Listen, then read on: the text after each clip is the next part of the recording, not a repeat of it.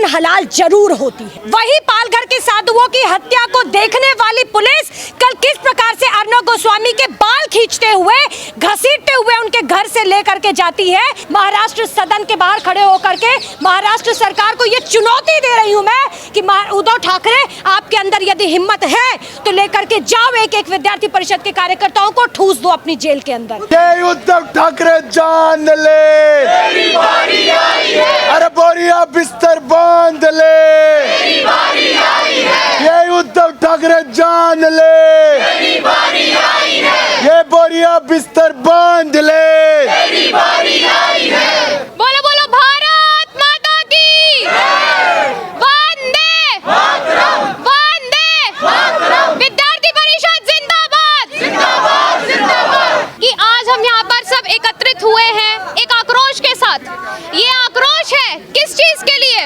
हमारे संविधान में हर सिटीजन को freedom of speech, freedom to live, freedom to express सब कुछ दिया है। तो आज जब एक सीनियर जर्नलिस्ट अपने स्टूडियो में बैठ के अपनी इस फ्रीडम को यूज कर रहा है तो उसको क्यों घर से उठाया लेकर जाया जा रहा है? क्यों उसको जेल में डाला जा रहा है? ऐसे अगर आपको लगता है कि वो अपनी फ्रीडम ऑफ स्पीच का गलत प्रयोग कर रहे हैं तो क्या कोई और जर्नलिस्ट नहीं है? हम सब जानते हैं कि मेरा संकेत किस ओर है। बहुत जर्नलिस्ट हैं ऐसे, तो उनको क्यों नहीं आज तक जेल में डाला गया? सवाल सिर्फ यही नहीं है, सवाल ये भी है कि आज की डेट में जब एक छात्र शक्ति सड़कों पर उतरने का पूरा प्रयोग कर सकती है तो ऐसे टाइम पर अर्नब गोस्वामी जी के साथ इतना अन्याय क्यों हो रहा है? फ्रीडम ऑफ स्पीच का यहाँ पे प्रयोग करने से क्या हम गलत हो गए हैं? बिल्कुल नहीं।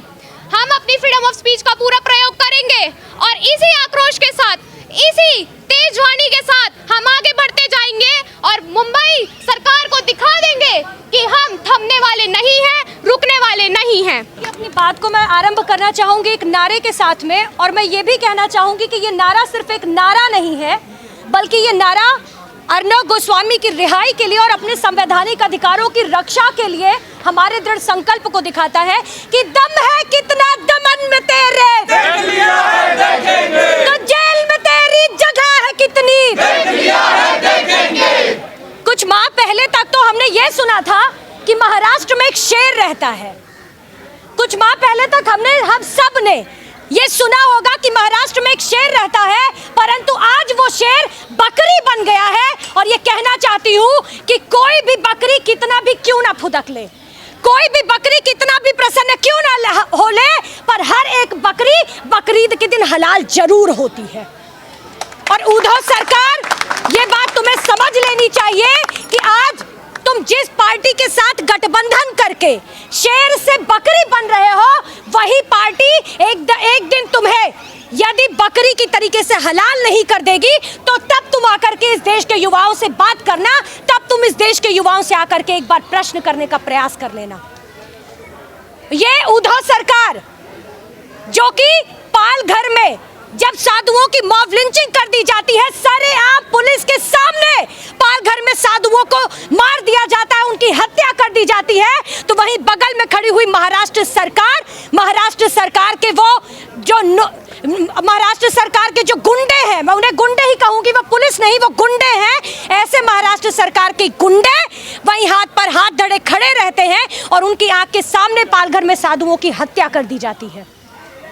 और वही पालघर के साधुओं की हत्या को देखने वाली पुलिस कल किस प्रकार से अर्नब गोस्वामी के बाल खींचते हुए, घसीटते हुए उनके घर से लेकर के जाती है।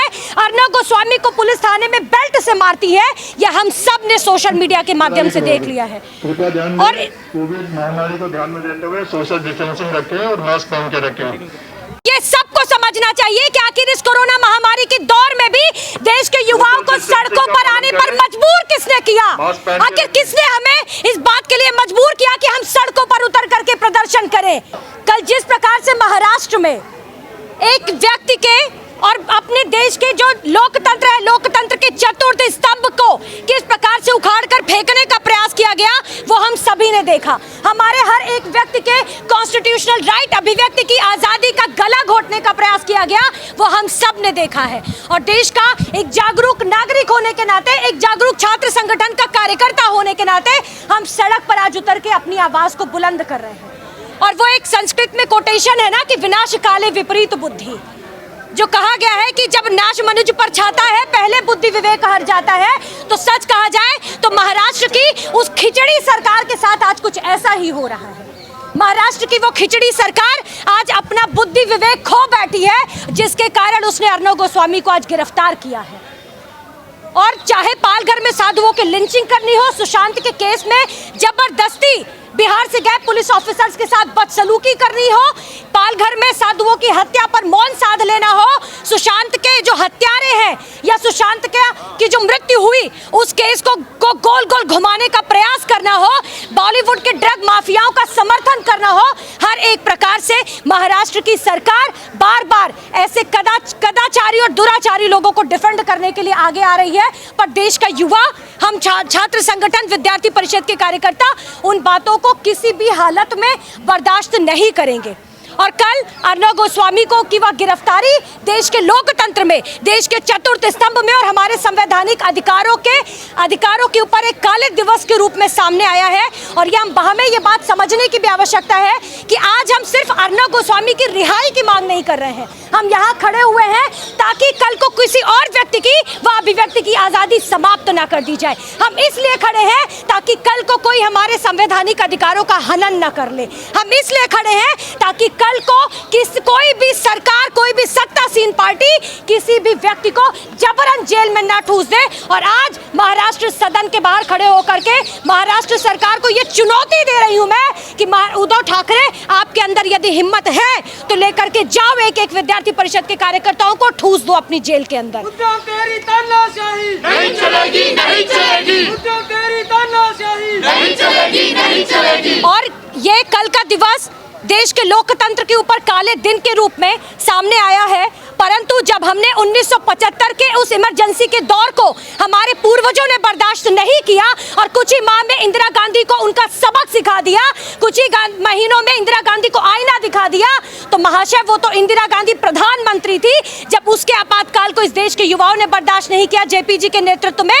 तो ये इसी देश के युवा महाराष्ट्र में लगाई हुई इस अघोषित इमरजेंसी को देश का युवा बर्दाश्त नहीं करेगा।